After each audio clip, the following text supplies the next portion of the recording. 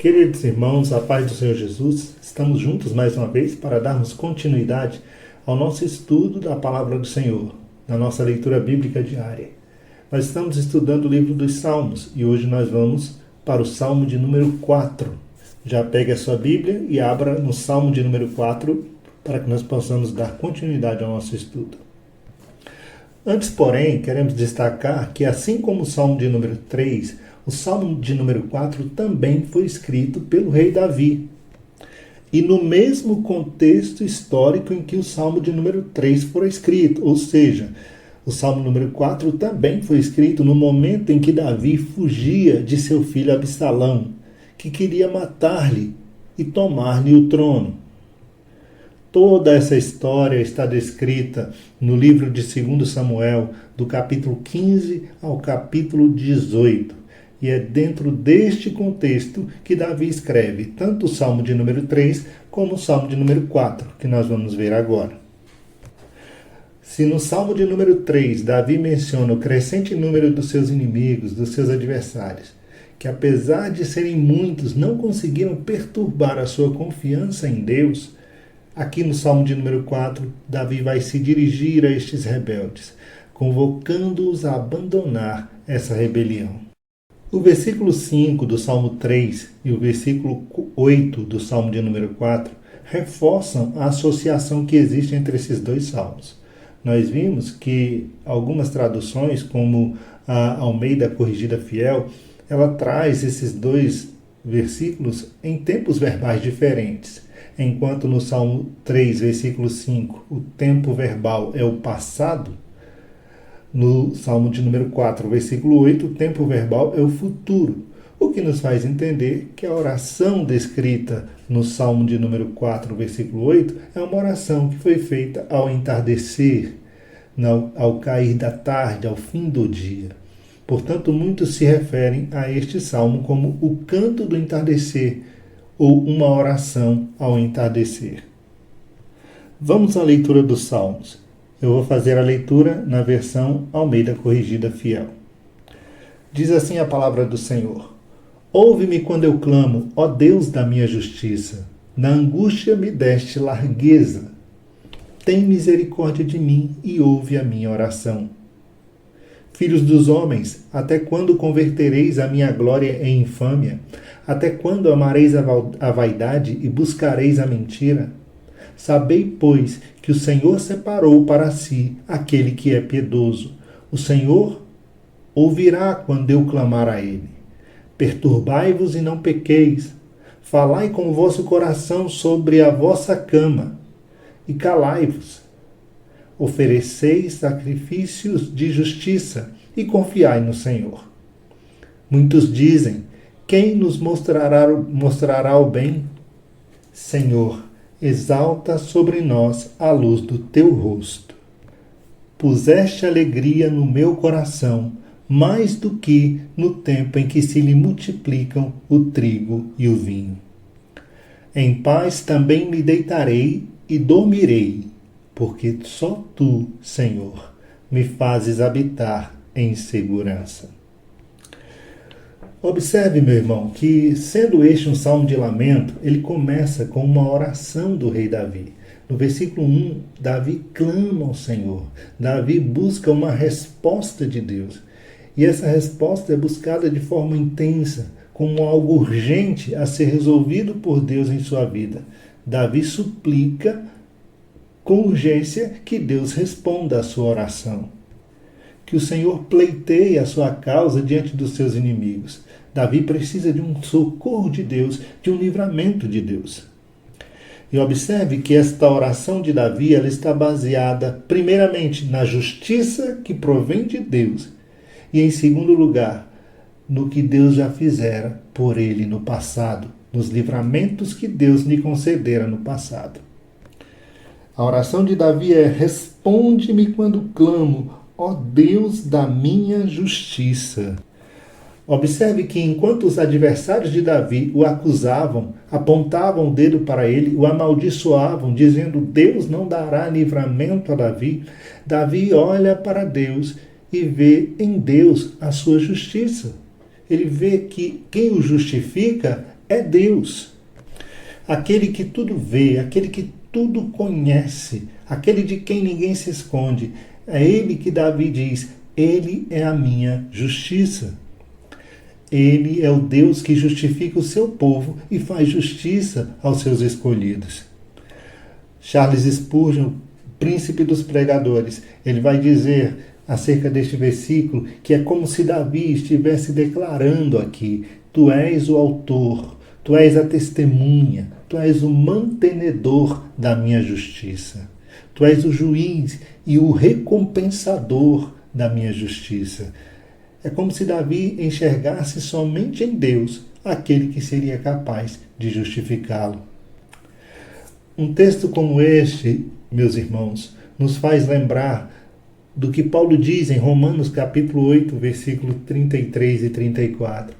Paulo diz assim: quem intentará acusação contra os escolhidos de Deus? É Deus quem os justifica. Quem os condenará?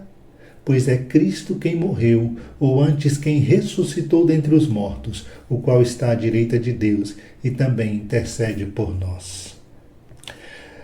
E em segundo lugar, o clamor de Davi, ele tem por base, por fundamento, os livramentos que Deus lhe concedera no passado. Ele declara: na angústia tu me deste largueza, na angústia tu me deste alívio. O termo angústia aqui refere-se a uma situação sem saída, a um momento em que você se sente encurralado, sem ver perspectiva nenhuma de salvação e de esperança. E você busca em Deus um auxílio, um refúgio, algo que possa te livrar desse aperto, dessa angústia que está dentro do seu coração.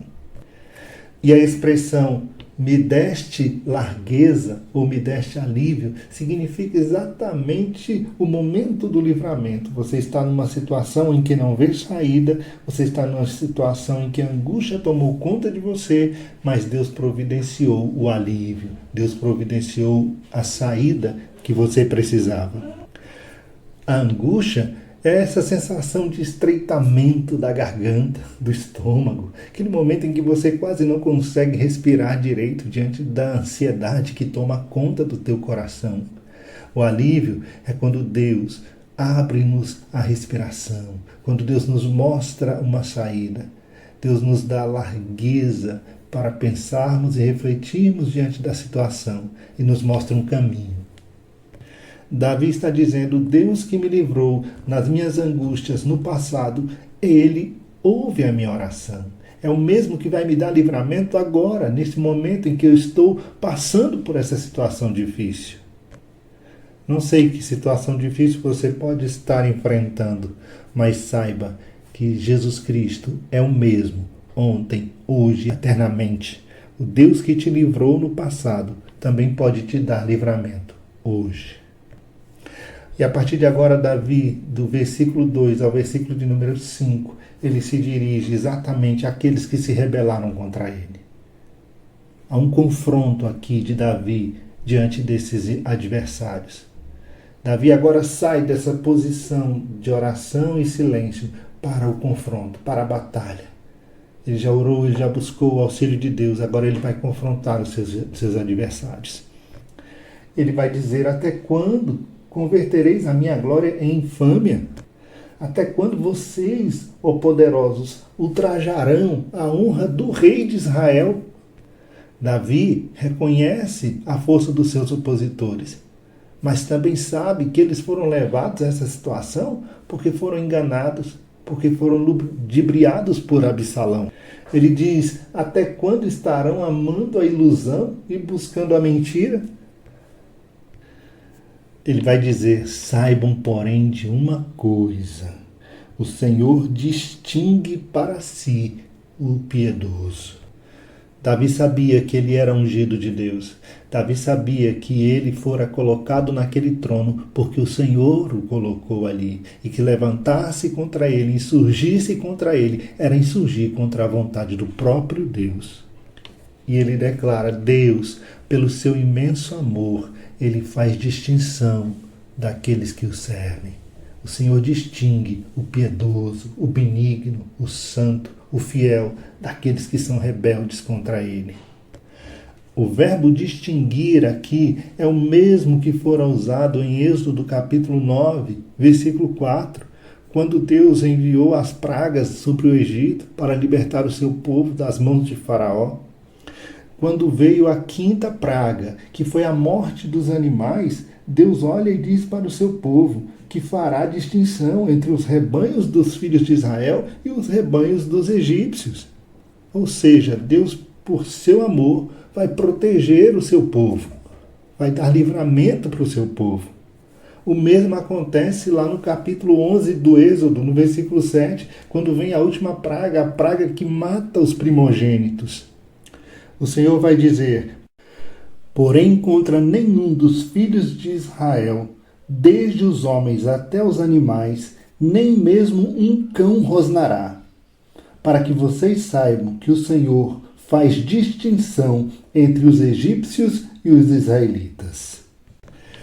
A ideia aqui, irmãos, é que Deus coloca uma atenção especial, um afeto especial sobre o seu povo, ou sobre aquela pessoa que o serve, que teme ao Senhor, que anda em seus caminhos, exatamente para distingui-lo dos ímpios, daqueles que se rebelam contra a sua palavra. No capítulo de número 33 do livro do Êxodo, o versículo 15 e o versículo 16, nós temos uma palavra de Moisés em sua oração que nos conforta em relação a isso. Ele diz: se a tua presença não for comigo, não me faça sair deste lugar. Pois como se poderá saber que alcançamos o favor diante de ti, eu e o teu povo? Será que não é o fato de andares conosco? De maneira que somos separados, eu e o teu povo, de todos os povos da terra. Moisés está dizendo: o que nos separa dos povos desta terra é o fato da tua presença estar conosco. Meus queridos, problemas, lutas, dificuldades vêm para todos. Todos sofrem dor, sofrimento, angústia, porque neste mundo nós teremos aflição, mas o que nos distingue das pessoas que não conhecem a Deus, que não servem a Deus, é exatamente o fato de que a presença do Senhor está conosco. Davi reconhece que a cada passo, desde o momento em que ele deixou o aprisco das suas ovelhas, até chegar ao trono de Israel, Deus estava com ele. A graça de Deus era sobre a sua vida, fazendo distinção entre aquele que teme a Deus e o que não teme.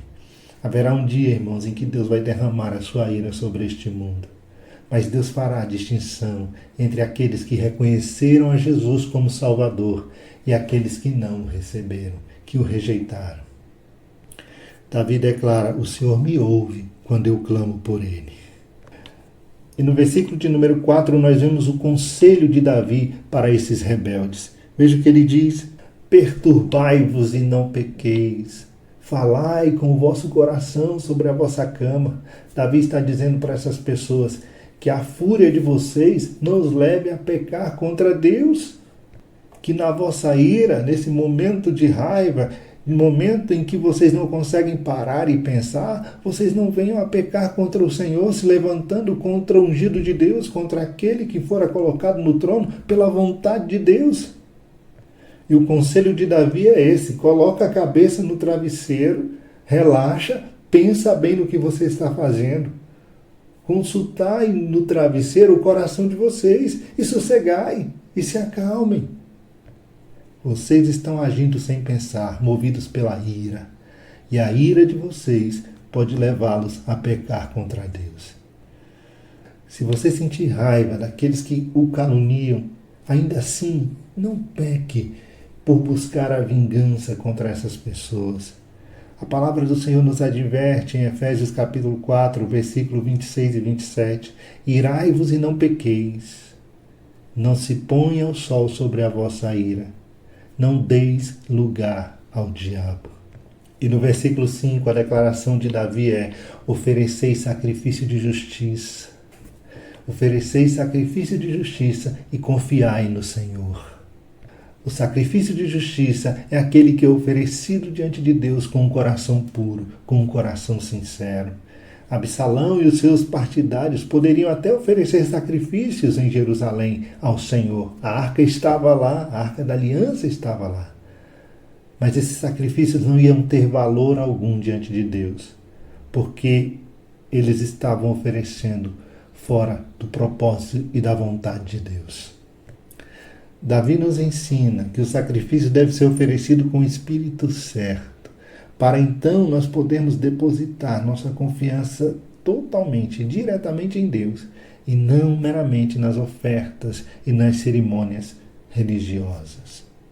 Foi Davi mesmo quem diz que o sacrifício agradável diante de Deus é um coração puro e sincero. Agora, a partir do versículo 6, Davi se dirige provavelmente àqueles que caminham com ele nessa jornada, nessa fuga, aqueles que estão ao seu redor, que muitas vezes, diante da situação, já estão ficando desanimados, porque os dias eram difíceis. Davi então declara: há muitos que dizem, quem nos dará a conhecer o bem? É como se aqueles estivessem olhando e dizendo, olha, parece que de fato Deus nos abandonou. Quem poderá nos dar livramento diante dessa situação? E a resposta de Davi é: Senhor, levanta sobre nós a luz do teu rosto. Em meio ao perigo, o Senhor se revela a nós, se manifesta a nós, e a face do Senhor pode ser percebida em um instante de comunhão com o Senhor. Em um momento de oração, em meio à luta, quando o Senhor manifesta a sua graça sobre nós, a sua presença em nós. Então Davi vai declarar no versículo 7 que a alegria que Deus colocou no seu coração é uma alegria que vai além de toda e qualquer circunstância. Ele é mais feliz do que os seus adversários, que têm fartura de alimentos. Davi está fugindo no meio do deserto, com uma multidão, sendo alimentado pelo favor de outros, mas ele reconhece que ele é muito mais feliz ali, porque ele tem a presença de Deus com ele.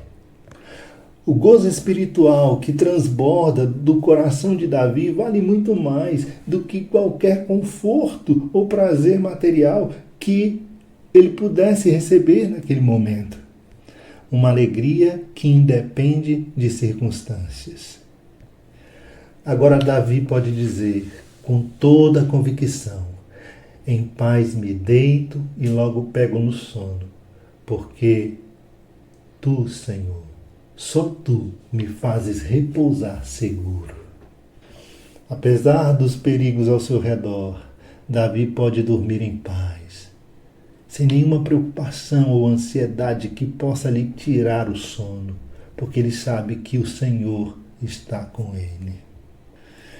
A segurança física, bem como a paz espiritual, são o presente, os dons de Deus para Davi naquele momento. É aquilo que o apóstolo Paulo chama de paz que excede todo entendimento. Só Deus pode dar.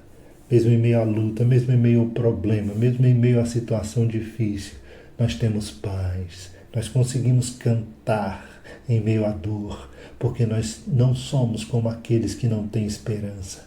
A nossa esperança está firmada em Deus. E podemos dormir tranquilos. Isso nos faz lembrar Jesus dormindo em meio à tempestade.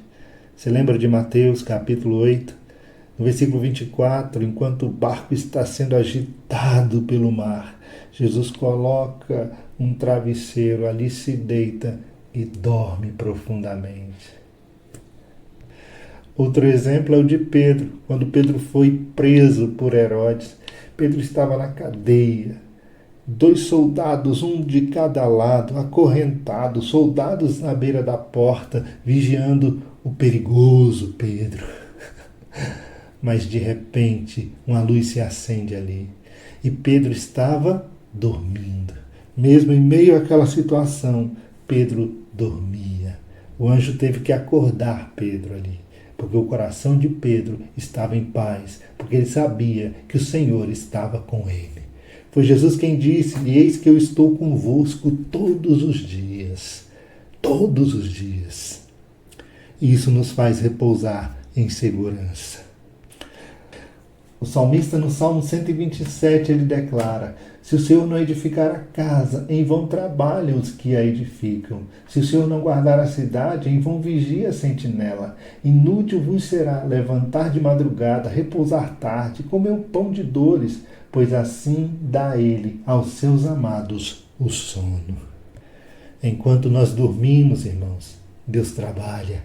Enquanto nós dormimos, Deus cuida de nós. Confia no Senhor, coloque sua esperança nele. Ele é quem te ajuda, ele é quem te protege, ele é quem te guarda diante das situações difíceis. Deus não impediu que Davi enfrentasse toda essa problemática, todos esses problemas, que ele passasse por esse problema difícil em sua vida. Mas Deus esteve com ele o tempo todo, dando-lhe vitória diante das perseguições e da afronta dos seus inimigos, do seu próprio filho que se levantou contra ele. Creia que mesmo em meio a essas lutas, mesmo em meio a essas dificuldades, Deus está contigo. O Senhor é quem te guarda. Ele é teu socorro bem presente na hora da angústia. Nós vamos ficar por aqui, que Deus te abençoe. No próximo áudio nós voltamos com o Salmo de número 5 e creio que Deus vai continuar falando profundamente em seu coração. A paz do Senhor Jesus.